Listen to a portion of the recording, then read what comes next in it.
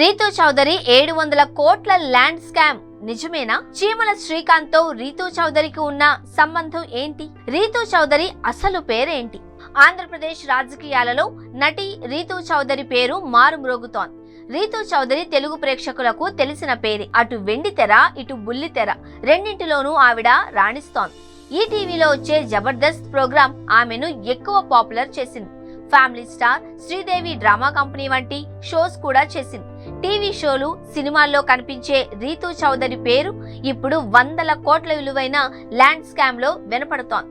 సుమారు 700 కోట్ల విలువ చేసే ఆస్తులను చేమకుర్తి శ్రీకాంత్ అనే వ్యక్తి అక్రమంగా రిజిస్ట్రేషన్ చేయించుకున్నట్లు అతను ఏపీ మాజీ ముఖ్యమంత్రి వైఎస్ జగన్మోహన్ రెడ్డి బినామీ అని మాజీ రిజిస్ట్రార్ సింగ్ ఆరోపణలు చేశారు. ఈ స్కామ్ లో రీతూ చౌదరి పేరు కూడా బలంగా వినపడుతోంది. జగన్ సోదరుడు వైఎస్ సునీల్, జగన్ పిఏ నాగేశ్వర్ రెడ్డి పేర్లు కూడా బయటకొచ్చాయి. ఇందులో నటి రీతూ చౌదరి, ఆమె మాజీ భర్త చేమకుర్తి శ్రీకాంత్ పై కూడా ఆరోపణలు వినిపిస్తున్నాయి. అయితే ఈ అంశంపై శ్రీకాంత్ స్పందించారు. తనపై వస్తున్న ఆరోపణల్లో నిజం లేదు అన్నారు. నిజం చెప్పాలంటే ఆ భూమి పత్రాల్లో రీతూ చౌదరి పేరు లేదు. ఆవిడ ఫోటో మాత్రమే ఉంది. ఆ ఫోటో కింద ఉన్న వనం దివ్య అని ఉంది. రీతూ చౌదరి అసలు పేరు అదే. ఎంటర్టైన్మెంట్ ఇండస్ట్రీలోకి పైకి ఎదుగుతున్న తరుణంలో తన పేరును వనం దివ్య నుంచి రీతూ చౌదరిగా మార్చుకున్నట్లు తెలుస్తోంది. శ్రీకాంత్ కు రీతూ చౌదరి రెండో భార్య అని సమాచారం. ఇదే సమయంలో రీతూ చౌదరి పేరు మీద ఉన్న ఆస్తులన్నీ పూర్తిగా తనకు చెందినవేనని చేమకుర్తి శ్రీకాంత్ తెలిపారు. మేము సంపాదించుకున్నవి అని అన్నారు. అంతేకాని తాను ఎవరికీ బినామీని కాదు అని, నాపై వస్తున్న ఆరోపణలు అన్నీ కూడా అవాస్తవమేనని శ్రీకాంత్ చెప్పుకొచ్చారు. ఈ నేపథ్యంలో రీతూ చౌదరి కూడా కీలక విషయాలను వెల్లడించారు.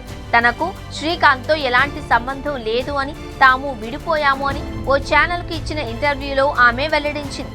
ఏడాది క్రిందటే తాము విడిపోయాము అని, కలిసి ఉంటున్న సమయంలో ఓసారి సంతకం పెట్టాలని అడిగితే పెట్టానని తెలిపింది. శ్రీకాంత్ తో గోవాకు వెళ్లలేదు అని, శ్రీకాంత్ కు సినీ ఇండస్ట్రీ వారితో చాలా పరిచయాలు ఉన్నాయి అంది. తనకు 700 కోట్ల విలువైన భూ స్కామ్ లో సంబంధం లేదు అని, తన ఖాతాలో ఉన్న 4 కోట్ల విషయంపై ఏసీబీకి విచారణకు వెళ్లినట్లు తెలిపింది. తన బ్యాంక్ ఖాతాను ఏసీబీ సీజ్ చేసింది అన్నారు. తాము పెళ్లి చేసుకున్న మాట వాస్తవమేనని, కానీ పెళ్లైన కొన్నాళ్లకే ఇద్దరి మధ్య అభిప్రాయ భేదాలు వచ్చినట్టు రీతూ తెలిపింది. శ్రీకాంత్ తో విడాకులు తీసుకుని ఏడాదికి పైగానే అవుతుంది అని రీతూ చౌదరి పేర్కొంది. ఇదే విషయాన్ని ఏసీబీ అధికారులకు చెప్పినట్లు రీతూ చౌదరి స్పష్టం చేసింది.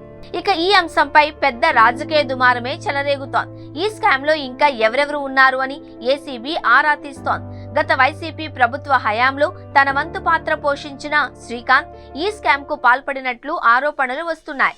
ఏసీబీ తర్వాత స్టెప్ ఏంటి? కేసును ఎలా హ్యాండిల్ చేయనుందో కొన్నాళ్లు ఆగితే కానీ మనకు తెలిసేలా లేదు.